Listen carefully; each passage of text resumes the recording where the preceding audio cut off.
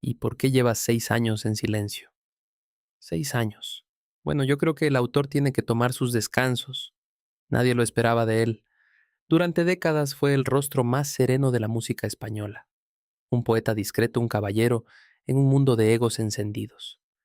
Pero a los 80 años, José Luis Perales rompió su silencio y dejó al país entero con la boca abierta. En una conversación íntima fuera de cámaras y sin intención de hacer titulares, confesó algo que llevaba guardado en el alma desde hace décadas. No fue una crítica al sistema, no fue un lamento sobre la industria, fue algo mucho más humano. Nombró uno a uno a 5 cantantes a los que nunca pudo perdonar. No usó insultos, no hubo ira, solo un tono calmo, casi nostálgico, que hacía aún más incómoda la revelación. Porque cuando alguien tan respetado como él habla desde la herida, es imposible no escuchar. ¿Qué ocurrió detrás de las luces? ¿Qué traiciones desplantes o silencios marcaron su camino? ¿Qué verdades ocultas se arrastraban bajo el escenario de la música española? Hoy esas respuestas salen a la luz y cambian por completo la imagen que teníamos del hombre que todos creíamos incapaz de odiar. José Luis Perales nació en 1945 en un pequeño pueblo de Guadalajara llamado Castejón. Alejado del bullicio de las grandes ciudades, creció en una familia modesta, rodeado de silencios largos, campos infinitos y una sensibilidad que lo diferenciaba del resto. No soñaba con la fama ni con multitudes gritando su nombre. Soñaba con escribir y con decir cosas que otros no sabían cómo decir. Su ascenso no fue meteórico, fue lento y profundo. A finales de los años 60 irrumpió en la escena musical con una propuesta distinta. Mientras otros cantaban con fuerza, él lo hacía con ternura. Mientras otros llenaban titulares con romances y excesos, él llenaba corazones con frases simples que hablaban de amor, ausencia y tiempo. ¿Y cómo es él? Te quiero. Un velero llamado Libertad. No eran solo canciones, eran parte de la memoria emocional de un país entero. Su estilo discreto y su rechazo a los focos mediáticos lo convirtieron en un enigma fascinante. No aparecía en portadas de revistas del corazón, no opinaba en debates políticos, no se involucraba en polémicas, y quizás por eso mismo su figura crecía aún más. Durante los años 70 y 80, Perales se transformó en uno de los compositores más importantes de habla hispana. No solo cantaba, escribía para otros, y muchos de esos otros fueron grandes. Rafael Rocío Jurado, Isabel Pantoja, Julio Iglesias. Su pluma estaba detrás de varios de los mayores éxitos de la música española. Pero no todo era armonía.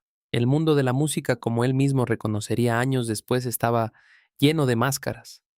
Sonrisas ensayadas, abrazos vacíos, promesas incumplidas. Aunque evitaba el conflicto, Perales no era ingenuo. Vio cómo algunos cantantes a los que él admiraba se aprovechaban de su humildad, cómo otros callaban cuando debían defenderlo, y cómo ciertos gestos pequeños se convirtieron con el tiempo en heridas imposibles de olvidar. Su rechazo a los excesos del espectáculo lo alejaba de ciertos círculos. Mientras otros cultivaban fama, él cultivaba silencio. Mientras otros competían por estar en el centro, él se sentaba a un lado. Pero desde ese lado observaba todo, guardaba, recordaba y sufría. Años más tarde, cuando el ruido bajó y ya no había nada que demostrar, Perales decidió hablar, no por venganza, sino por necesidad. Y en ese momento de lucidez amarga reveló algo que pocos esperaban. Había 5 nombres que jamás pudo perdonar. El inicio, las primeras heridas que nadie vio. El inicio de la carrera de José Luis Perales fue sereno, casi invisible. Mientras otros buscaban los focos, él se refugió en los estudios de grabación. Comenzó escribiendo para otros, firmando éxitos que muchas veces no llevaban su nombre en los créditos, pero su talento era imposible de ocultar. Su forma de construir versos sencillos y profundos captó la atención de productores y artistas por igual. En pocos años su nombre ya era respetado en los pasillos más influyentes de la música española. El verdadero punto de inflexión llegó en los años 70 con su disco Mis Canciones. Perales no solo encontró su voz como intérprete, sino también un lugar en el corazón del público. El éxito fue inmediato, pero discreto como todo en él. No causaba euforia, causaba conexión. Y esa conexión era más fuerte que cualquier escándalo. A medida que su figura crecía, también crecían las tensiones. La industria musical de la época era un campo minado.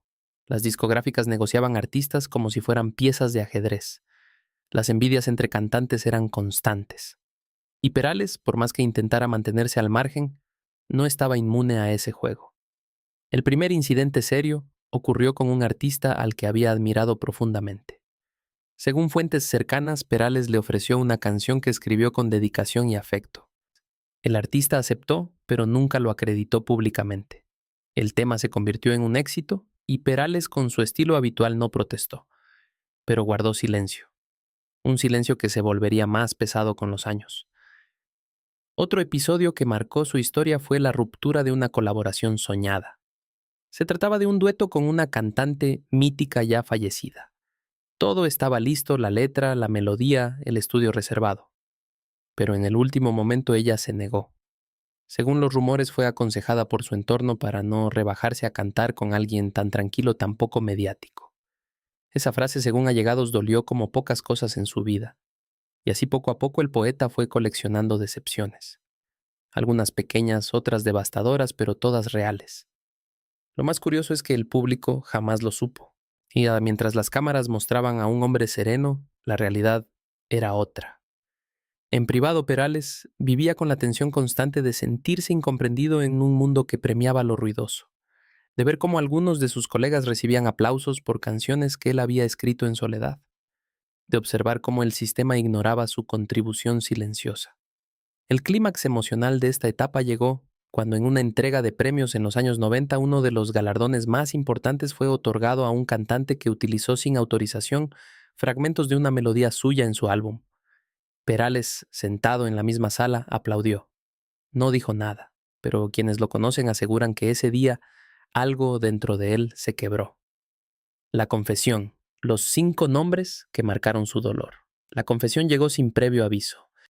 Fue en una entrevista sin grandes pretensiones en una finca alejada del ruido mediático, cuando el periodista casi por curiosidad le preguntó a José Luis Perales: ¿hay alguien en el mundo de la música que le haya decepcionado profundamente?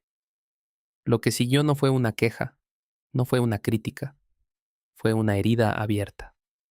Con la mirada baja y un tono pausado, Perales pronunció 5 nombres. 5 personas con las que había compartido escenarios, canciones, aplausos, y que de una forma u otra lo marcaron con dolor. Julio Iglesias, la indiferencia elegante. Julio Iglesias fue el primero en ser nombrado. Según Perales, la industria siempre los enfrentó como rivales naturales, el galán internacional versus el poeta discreto. Nunca hubo enemistad directa, pero sí un desprecio sutil que se manifestaba en gestos pequeños pero significativos. En una ocasión, a mediados de los 80, Perales le propuso una colaboración. Había escrito una canción pensando específicamente en la voz de Julio. Le envió la demo a través de su productor junto con una carta personal explicando el proyecto. Julio no respondió, ni una llamada ni una nota, solo silencio. Meses después, cuando coincidieron en un evento televisivo, Perales intentó acercarse. Julio lo saludó con cortesía fría y cambió rápidamente de tema. Años después, cuando Perales ya había consolidado su carrera como compositor, Julio grabó una versión de una canción suya sin mencionarlo jamás en entrevistas. Cuando le preguntaban por el tema, hablaba del arreglo de la producción de su interpretación, pero nunca del autor. Fue elegante en su indiferencia, dijo Perales con amargura contenida. Para él eso fue peor que un insulto directo. ¿Por qué significaba que ni siquiera merecía el reconocimiento de existir? La herida no era por competencia profesional, era por invisibilidad. Por ser tratado como si su trabajo, su talento, su contribución no importaran. Como si fuera un nombre más en los créditos pequeños que nadie lee. Camilo Sesto, el amigo que desapareció cuando apagaron las luces. El segundo nombre fue Camilo Sesto. Y este dolió de manera diferente porque hubo cercanía real. Perales admiraba profundamente la voz de Camilo, su presencia escénica, su capacidad interpretativa. Durante los años 70 mantuvieron una relación cordial que parecía genuina. Hablaban de música, de composición, de los desafíos de la industria. En 1978 habían planeado escribir juntos un disco. Iban a hacer composiciones a medias, un proyecto colaborativo que prometía ser histórico. Se reunieron varias veces, intercambiaron ideas, bosquejaron melodías. Pero cuando llegó el momento de formalizar el acuerdo, Camilo comenzó a poner excusas. Según Perales, el problema no era musical, era de ego. Camilo quería todo el crédito creativo. Quería que Perales trabajara en las sombras como un escriba anónimo mientras él recibía los laureles. Perales se negó con educación pero con firmeza. Y desde ese momento, la relación cambió. Ya no hubo llamadas, ya no hubo encuentros casuales. Cuando coincidían en eventos, Camilo lo saludaba apenas con un gesto distante. Pero cuando las cámaras se apagaban, la cercanía se evaporaba, recordó Perales. Solo existía si los focos estaban encendidos. Para mí eso fue la mayor decepción. Descubrir que lo que creí, amistad, era solo conveniencia mediática. Rafael, el desprecio público que nunca se olvidó. Rafael ocupó el tercer lugar en la lista. Y esta historia tiene un componente particularmente doloroso porque el desprecio fue público. En los años 80, cuando Perales comenzaba a consolidarse como autor y cantante, Rafael lo ignoró deliberadamente en varias entrevistas. Cuando le preguntaban por los nuevos compositores españoles, mencionaba varios nombres pero nunca el de Perales. Incluso según testigos que estuvieron presentes en camerinos de televisión, Rafael llegó a ridiculizar su estilo, llamándolo demasiado blando para emocionar, demasiado suave para el público que quiere pasión real. Esas palabras llegaron filtradas a Perales, quien jamás respondió públicamente, pero escribió una canción esa misma noche, una de sus más tristes, confesó años después. La letra hablaba de la soledad del incomprendido del artista que canta verdades mientras otros gritan mentiras. Para Perales el rechazo de Rafael representaba algo más profundo, el desdén de la vieja guardia hacia cualquier cosa que no fuera grandilocuente, la imposibilidad de que dos visiones del arte coexistieran sin que una intentara aniquilar a la otra. No me dolió por vanidad, dijo. Me dolió porque confirmó que en este mundo la sutileza se confunde con debilidad. Rocío Jurado, la traición contractual que lo hizo llorar. Rocío Jurado fue el cuarto nombre, una mujer a la que Perales escribió con devoción absoluta. Había compuesto para ella una canción que consideraba una de sus mejores obras. La había pensado específicamente para su voz, para su temperamento, para su manera única de transmitir emoción. Rocío había aceptado grabar el tema. Firmaron un acuerdo verbal respaldado por sus equipos. Perales invirtió semanas perfeccionando cada detalle de la letra, cada matiz de la melodía. Todo estaba listo para entrar al estudio. Pero entonces surgió un conflicto contractual con la discográfica. Rocío rompió el acuerdo unilateralmente y entregó la canción a otro compositor que hizo modificaciones y se llevó el crédito. Perales lo supo por la prensa. Vio una entrevista donde Rocío hablaba maravillas del nuevo tema sin mencionar jamás que la versión original no era de ese compositor. Fue la única vez que lloré por una canción que no era mía, confesó con voz quebrada, no por el dinero ni por el reconocimiento. Lloré porque había puesto mi alma en esas letras, y verlas cantadas pero firmadas por otro fue como ver a alguien criar a tu hijo haciéndolo pasar por suyo. Para Perales esa experiencia marcó un antes y un después en su relación con la industria. Dejó de confiar en acuerdos verbales, dejó de escribir pensando en voces específicas y sobre todo dejó de creer que en el mundo de la música la lealtad era moneda corriente. Miguel Bosé, El desprecio del protegido y finalmente Miguel Bosé. Este nombre sorprende a muchos porque la relación entre ellos fue breve y aparentemente sin conflictos mayores. Pero para Perales, lo que ocurrió con Bosé fue especialmente doloroso porque hubo gratitud olvidada.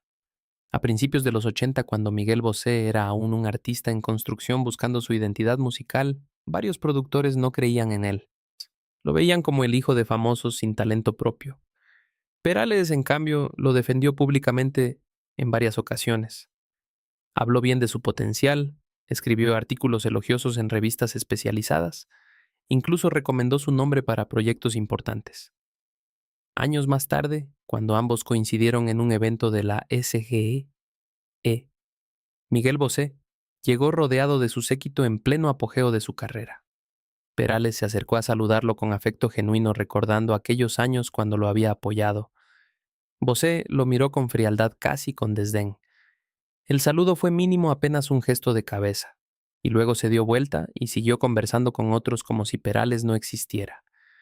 A veces el ego de alguien joven puede destruir la memoria de quien le tendió la mano, dijo Perales, con una mezcla de tristeza y resignación. No esperaba gratitud eterna, pero al menos esperaba un mínimo de respeto humano. Conclusión: la grandeza de seguir creando con el corazón roto. La prensa reaccionó con sorpresa cuando estas confesiones se filtraron. Algunos medios intentaron suavizar el impacto. Otros buscaron polémica contactando a los mencionados o a sus representantes.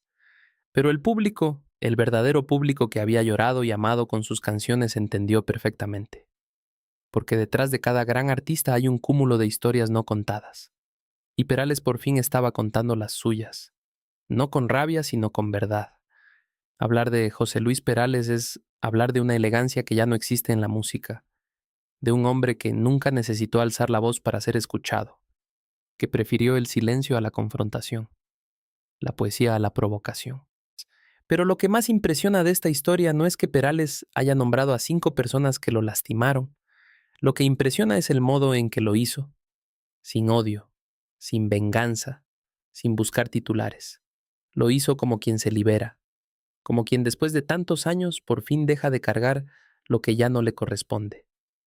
Desde este canal no buscamos juzgar a ninguno de los nombres mencionados.